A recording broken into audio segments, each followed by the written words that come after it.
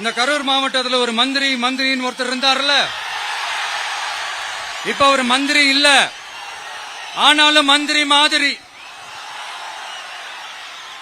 நான் யாருன்னு உங்களுக்கு சொல்லிதான் தெரியணுமா என்ன? ஒரு க்ளூ ஒண்ணு கொடுக்கலாமா? பாட்டிலுக்கு 10 ரூபா, பாட்டிலுக்கு 10 ரூபா, பாட்டிலுக்கு 10 ரூபா, பாட்டிலுக்கு 10 ரூபா, பாட்டிலுக்கு 10 ரூபா, பாட்டிலுக்கு 10 ரூபா, பாட்டிலுக்கு 10 ரூபா, பாட்டிலுக்கு 10 ரூபா. உங்க பெயரை சொல்லும் போதோ அல்லது உங்களுடைய பத்தி பாட்டு பாடும்போது வந்து செருப்பு வீச்சு வந்துச்சுன்னாங்க.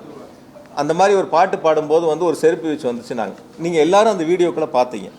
எத்தனை மணிக்கு மொத்தமே மேடையில் நின்று அந்த வாகனத்தில் மேலே நின்று இருந்தது 19 நிமிஷம். அதாவது மேலே வண்டிக்கு போன இதில் 3 நிமிஷம் 5 செகண்ட்ல இருந்து 3:31 வரைக்கும் என்னை பற்றி பேசிட்டு கடைசியாக பேசுகிறேன்னு சொல்லி தேர்தல் வாக்குறுதி சம்பந்தமாக பேச ஆரம்பிக்கிறாங்க.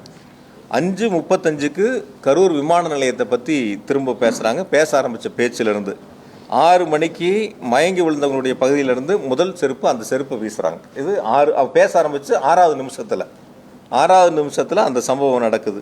6:40க்கு திரும்ப 2வது ஒரு செருப்பை வீசுகிறாங்க. அதே இடங்களில் அந்த 6 நிமிஷத்தில் 2வது ஒரு சம்பவம் நடக்குது. 7:12க்கு கூட வந்த அந்த அரசியல் கட்சியுடைய தலைவருடைய உதவியாளர் போய் இந்த மாதிரி வந்து நிறையா மயக்கம் போடுறாங்கன்னு பக்கத்தில் போய் கருத்து சொல்கிறாங்க.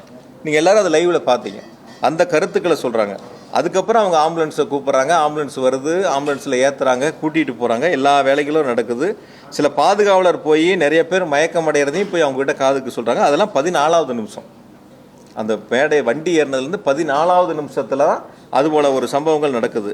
திரும்பவும் என்னை பற்றி பேசுறது மொத்தம் 19 நிமிஷத்தில் 16வது நிமிஷம் தான் என்னை பற்றின பேச்சு திரும்ப வருது. இந்த சம்பவங்கள் நடக்கிறதெல்லாம் முதல்ல 5 நிமிஷத்துலேயே வண்டிக்கு போய் 5வது நிமிடத்திலேயே நடந்துருது.